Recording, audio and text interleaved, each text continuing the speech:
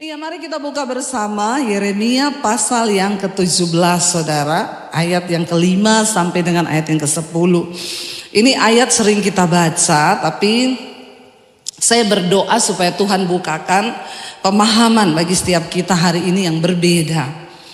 Yeremia pasal yang ke-17, ayat yang ke-5. Mulai firman Tuhan berkata demikian, kita baca sama-sama. 1, 2, 3. Beginilah firman Tuhan, terkutuklah orang yang mengandalkan manusia, yang mengandalkan kekuatannya sendiri, dan yang hatinya jauh daripada Tuhan. Ia akan seperti semak bulus di padang belantara. Ia tidak akan mengalami datangnya keadaan baik. Ia akan tinggal di tanah angus, di padang gurun, di negeri padang asin yang tidak berpenduduk. Tetapi dikatakan di sana, diberkatilah orang yang mengandalkan Tuhan, yang menaruh harapannya pada Tuhan. Ia akan seperti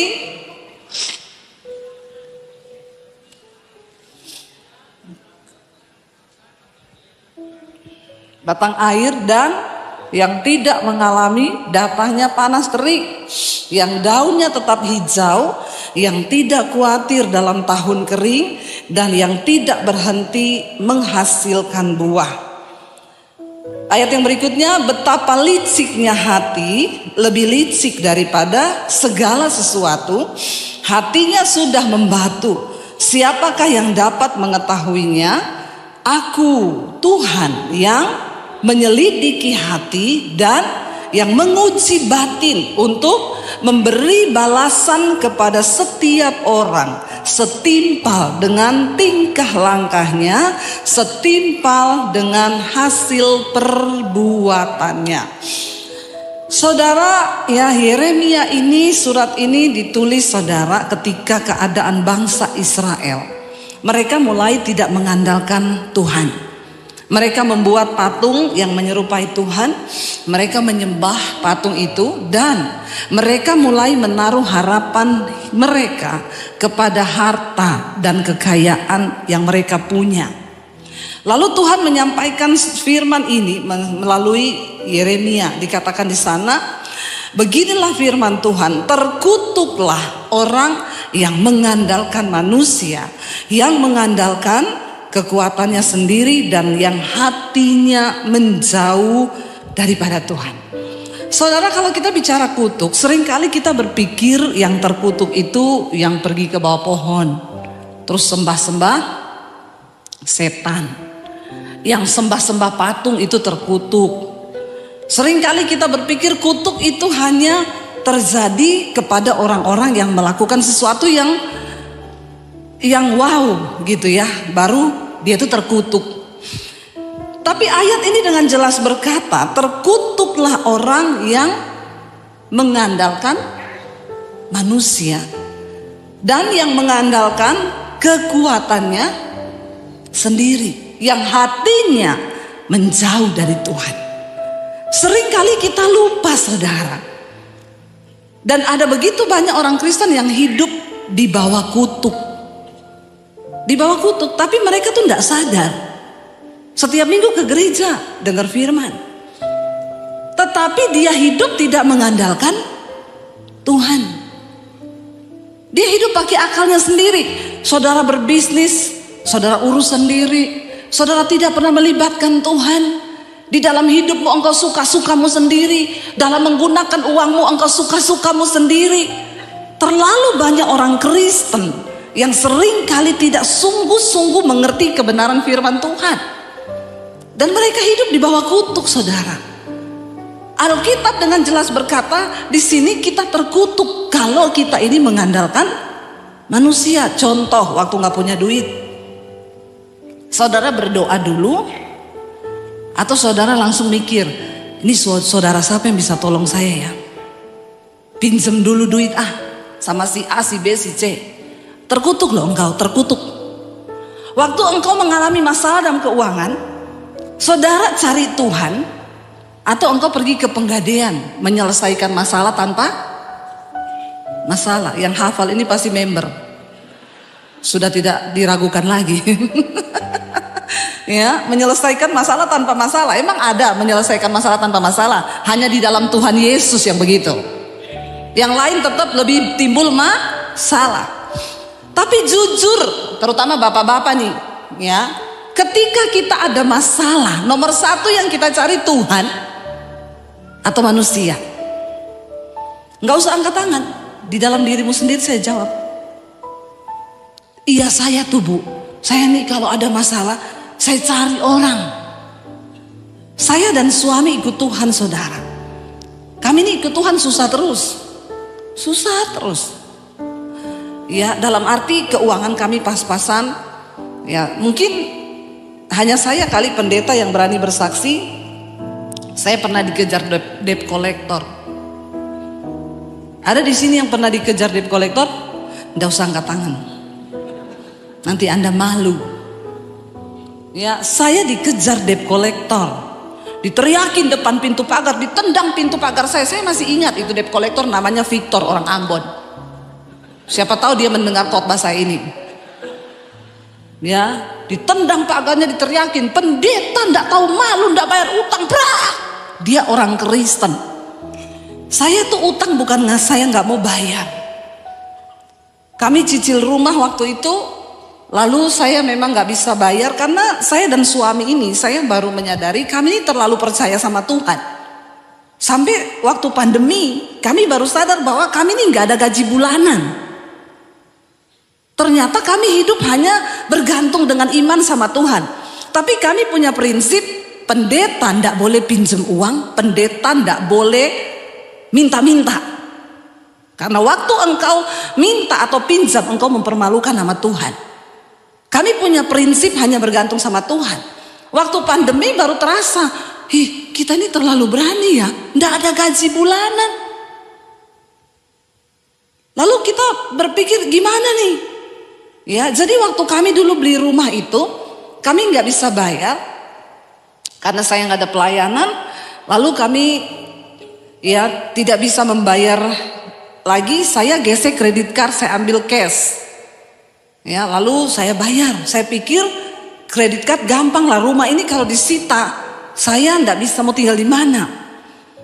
Akhirnya ternyata kredit card itu bunga berbunga tergulung. Ya, jangan coba-coba pakai kredit card kalau saudara itu ndak bisa bayar. Kredit card itu hanya alat bantu supaya saudara nggak usah bawa cash. Jadi saudara pakai hari ini 5 juta, bulan depan bayar 5 juta, amin. Itu yang benar, amin. Saya mau ajar supaya nggak banyak orang Kristen ini terlilit hutang. Itu konseling saya nih, nomor saya ini yang masuk 22.000 sudah nih konseling. Paling banyak utang semua orang Kristen. Karena apa? Gayanya lebih besar ya daripada gajinya. Padahal hukum fisika berkata tekanan itu berbanding lurus dengan gaya. Semakin banyak gaya kau, makin berat. Bilang kanan kirimu, nggak usah banyak gaya. Kalau nggak punya uang jangan utang. Ya, cukupkan dirimu dengan apa yang ada. Akhirnya saya kelilit sudah nggak bisa bayar, bukan karena kami nggak niat loh. Lalu ketika saya ditendang pagarnya, dimaki-maki, hampir tetangga saya bilang, siapa itu Bu? Saya pukul dia kalau dia datang lagi ke sini ya. Saya bilang jangan, nggak usah, memang saya salah. Saya masuk ke kamar, saya berdoa, Tuhan, aku nih hambamu loh Tuhan. Kenapa engkau permalukan saya begini Tuhan? Di mana Tuhanku yang hidup itu? Apa maksudmu? Tuhan tuh cuma jawab gini, kalau aku izinkan ini masalah buat lo. Emang harga dirimu berapa? Kau malu harga dirimu berapa? Engkau belum seperti Yesus yang diludahi mukamu. Saya cuma nangis mencucurkan air mata. Terserah engkau Tuhan. Tapi kami tidak pernah pinjam uang. Saya nggak pernah datangi orang atau datangi orang kaya yang saya kenal lalu saya bilang, Bapak Ibu tatap mata saya, Tuhan bicara, Bapak Ibu harus menolong saya butuh uang sekian. Karena sekarang banyak hamba Tuhan jadi-jadian, dia kirim WA ke orang kaya saudara, ya katanya Tuhan bicara, kau harus kasih saya duit, balas aja kalau ada kayak gitu, pret. Ya, balas gitu saudara. Saya dulu pernah ada yang begitu, Bu, saya lagi butuh uang 6 juta. Tadi malam jelas Tuhan berkata, minta ke Bu Debbie. Minta ke Ibu Debbie. Terus saya bilang, oh makanya tadi malam saya juga dengar suara Tuhan. Apa Bu? Tuhan bilang, jangan dikasih. Kau mau tipu-tipu kah? Ya, enak aja bawa nama Tuhan, suara Tuhan. Ya, padahal mau tipu-tipu. Uang dengan Tuhan tuh beda tipis saudara. Makanya Yesus berkata, engkau gak bisa mengabdi pada dua Tuhan, pada Allah dan pada Mammon. Satu-satunya yang bisa menggantikan posisi Tuhan di hati manusia itu uang. Kalau enggak kau tidak cari Tuhan di dunia ini, maka kau pasti cari uang. Iya Pak, iya. Bapak-bapak, ya, kalau engkau tidak sungguh-sungguh cari Tuhan, maka yang kau cari di dunia ini apa? Uang kan? Kenapa kita jangan ngoyo, ya, tapi berserah pada Tuhan, andalkan Tuhan, jangan andalkan kekuatanmu. Engkau mungkin berkata, saya ini kuat untuk cari uang, saya masih bisa kuat sampai berapa waktu ke depan, karena saya sudah cek gula darah normal, jantung normal, semua normal. Jangan sombong kalau engkau merasa engkau sehat. Banyak orang mati mendadak. Saya ngomong benar saudara. Lagi duduk, tidak bernapas lagi, mati. Sehat, nggak ada sakit, nggak ada apa-apa, baru check up. Banyak orang itu bahagia kalau sudah check up. Ya, udah selesai check up gitu seneng. Kenapa? Sukacita, gula darah bagus, jantung bagus, karena dia pikir umurnya itu tergantung dari hasil check up. Saya mau membuka pikiran saudara yang hari-hari ini sudah mulai mengandalkan manusia, nggak mengandalkan Tuhan. Ada orang itu olahraga saudara. Dia pikir kalau dia udah olahraga, ya dia pokoknya sehat banget. Dia pikir Anda olahraga tidak akan menambah umur. Sebab hidup matimu itu di tangan. Ngerti nggak sekarang? Sehat iya, kita olahraga supaya sehat. Tapi soal umur, maaf saudara, jangan kau pikir setelah engkau nge-gym, engkau olahraga, engkau minum jus, belimbing, campur sirsak, campur ini sehat. Kolesterolnya, oh kamu minum ini loh, minum itu, minum ini. Maaf saudara, umurmu itu di tangan Tuhan loh. Mau sehebat apapun engkau olahraga, engkau jaga makanan. Kita ini olahraga jaga makan, saya ini sekarang jaga makan, bukan untuk umur panjang, supaya saya nggak berat, bawa badan ini berat. Amin. Ya, perut gede itu nggak enak. Saya tuh kadang heran sama bapak-bapak yang perutnya gede banget. Saya hamil dulu 9 bulan, saya bawa 9 bulan berat loh. Masa bapak-bapak itu bawa perut seumur hidup nggak berat ya? Saya kadang tanya sama suami saya, tuh bapak lihat perutnya saya kayak orang hamil 12 bulan. Gede banget, itu dia nggak capek ya? Saya aja dulu hamil 9 bulan, itu bawa itu cepet dan lahir, dan berat ini, pergumulan ini selesai. Jadi bapak-bapak kalau perutmu itu besar, ya hidupmu sudah berat. Jangan lagi kau tambahi dengan perut yang berat, semakin berat bebanmu. Kita ini olahraga, jaga makan bukan untuk umur panjang. Engkau kontrol ke dokter bukan untuk umur panjang. Jangan engkau menghilangkan ini loh saudara. Kadang-kadang kita tuh seneng kalau saya punya teman di Jakarta cerita, Bu, saya dulu punya WL di gereja. WL-nya tuh bagus Bu, dia pokoknya sungguh-sungguh anak Tuhan. Satu kali hari Minggu dia datang seneng banget. Bapak ini tanya, kamu kok seneng banget hari ini? Iya Pak, kemarin baru keluar hasil general check up saya. Jadi gimana? Jantung bagus, gula darah bagus, tekanan ini bagus, semua bagus. Bapaknya bilang, oh makanya kamu seneng. Iya Pak, saya seneng. Dia WL hari Minggu itu. Setelah selesai WL dia bilang, saudara kalau ada yang mau bersaksi silakan saudara, saya beri waktu beberapa saat. Karena nggak ada yang bersaksi dia naik lagi. Dia bilang mari kita angkat lagu ini sebelum dengar firman. Tiba-tiba dia jatuh di mimbar, mati hari itu saudara. Saking kesenangan. Tapi enak tuh matinya. Enak enggak? Enak loh. Enggak sakit, enggak bikin orang rempong, malah mati lagi sehat-sehatnya loh. Amin. Kenapa saudara tertawa? Saya ini serius loh. Serius, ini kisah nyata. Yang saya dengar jemaat cerita, bener Bu, itu bener banget yang Ibu khotbahin itu bener. Saya ingat Bu, ada Bu WL saya itu bener. Terus Bapak itu ngomong, mungkin karena gak ada yang bersaksi ya Bu ya. Kalau ada yang bersaksi mungkin yang bersaksi itu yang mati. Saya bilang enggak lah ya, itu malaikat gak pernah salah sasaran. Ditugaskan ambil yang ini, gak mungkin dia ambil yang itu. Loh saudara, makanya Alkitab bilang jangan engkau menggeserkan imanmu kepada sesuatu yang fana. Duitmu di rekening mungkin hari ini ada puluhan miliar. Tapi apakah uang itu menjamin kebahagiaanmu?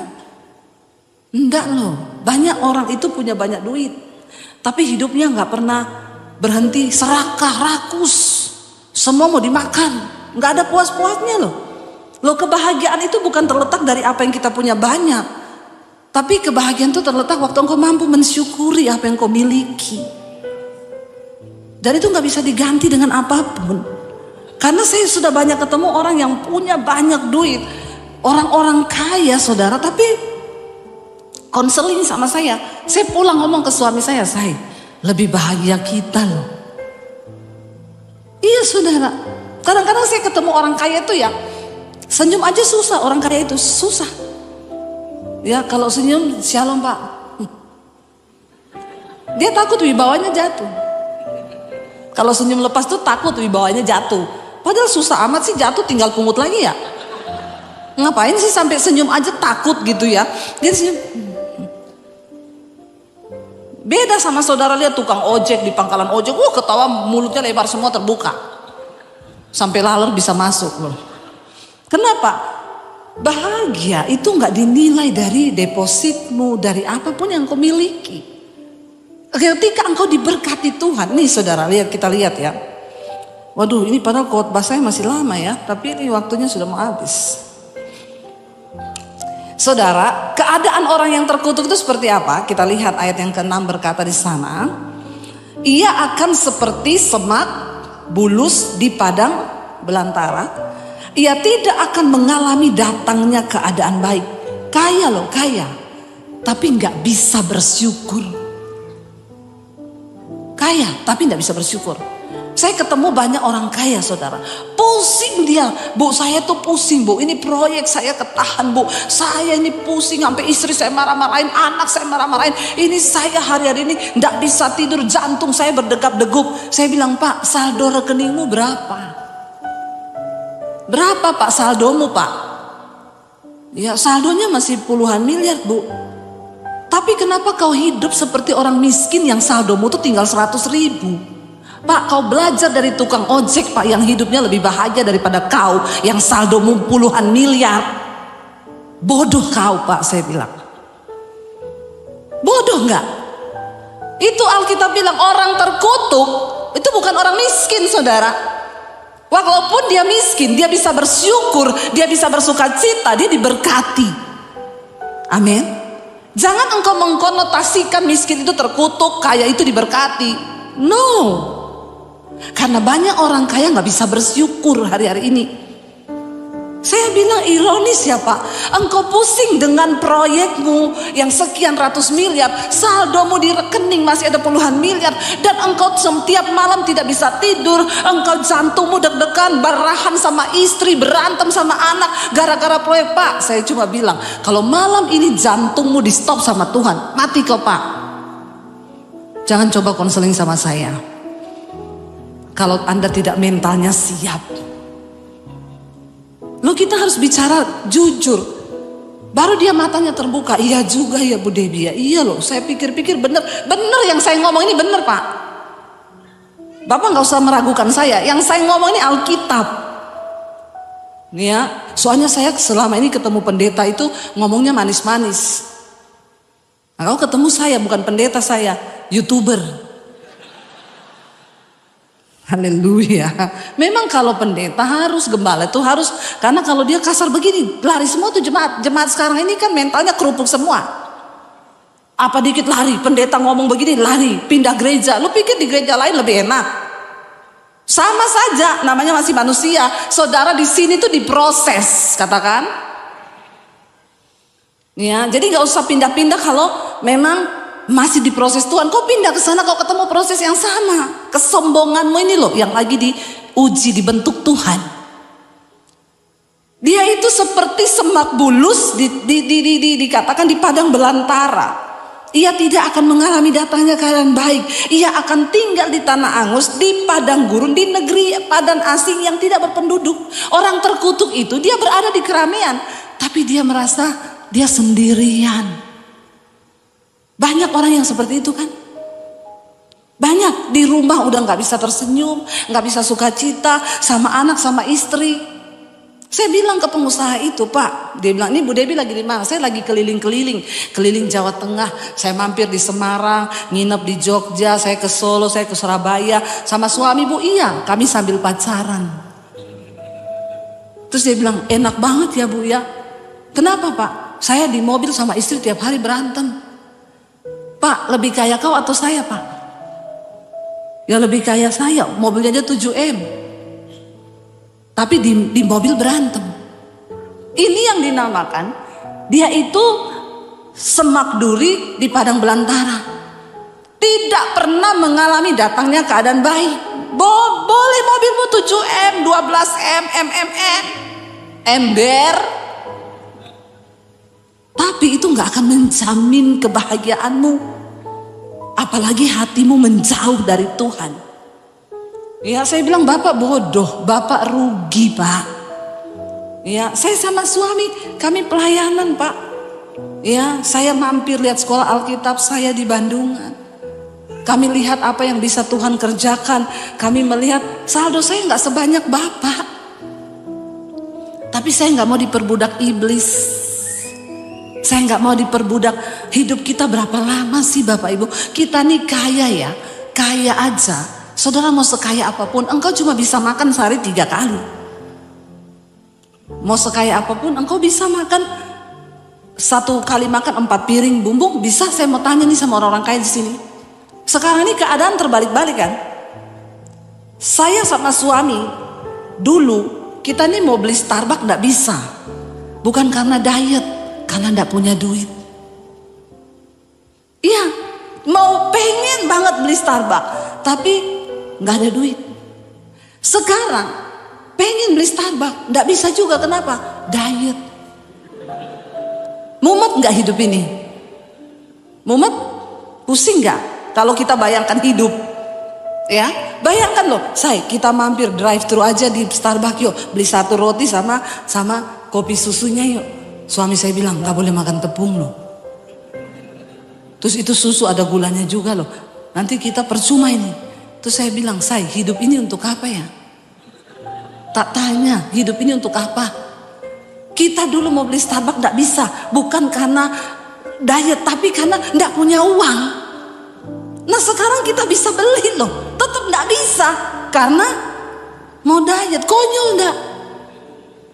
Puyeng gak hidup ini saudara? Makanya saya bilang orang itu mau sekaya apapun, ya. Dulu pengen beli tas LV, nggak mungkin bisa karena saldo saya aja minta maaf terus. Tiap ke rekening mau ngambil 1 juta, maaf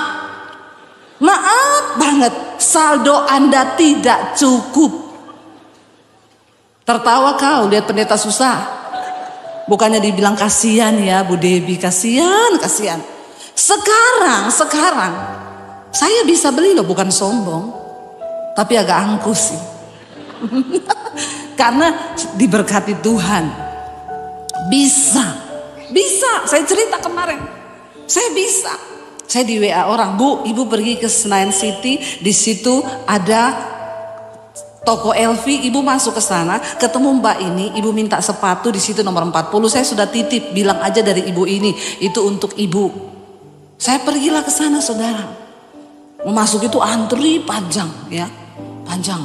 Saya datang, security-nya nanya, Ada perlu apa Bu? Saya dilihatin dari atas sampai bawah. Kayaknya mencurigakan orang ini masuk.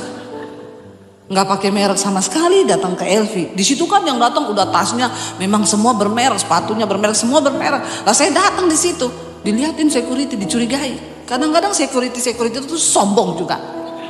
Saya bilang, emang lu bisa beli? Biasa aja, keles. Jangan memandang orang sebelah mata. Ya, kita harus belajar menghormati, menghargai semua orang. Jangan lihat dari merek yang dia pakai. Saya bilang, saya sudah pesan ketemu Mbak ini, sepatu nomor, oh silakan masuk. Yang antri kayak ular, saya disuruh masuk. Semua melihat, ih pasti VIP itu. Pret. Saudara, sampai di dalam, hati saya lihat ada tas bagus itu. Jiwa hedon saya berteriak. Pendeta juga manusia, punya rasa, punya hati. Jangan kau samakan dengan pisau belati. Hati saya bilang, ambil aja. Saya tanya, Mas berapa tasnya itu? 65 juta Bu. Jiwa hedon saya bilang, bisa, gesek.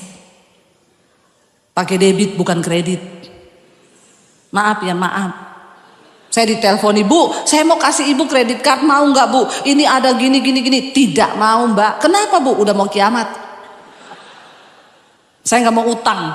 Ntar saya mau keangkat malaikat, masih ada utang kredit card, turun dulu kau, lunasi dulu. Ribet nanti. Beres-bereskan utangmu ya. Supaya kalau rapture, kau jangan disuruh turun dulu sama malaikat, bayar utang. Makanya jangan utang, bilang. Lalu saudara, jiwa hedon saya berteriak, iya bisa. Saya udah mau beli nih.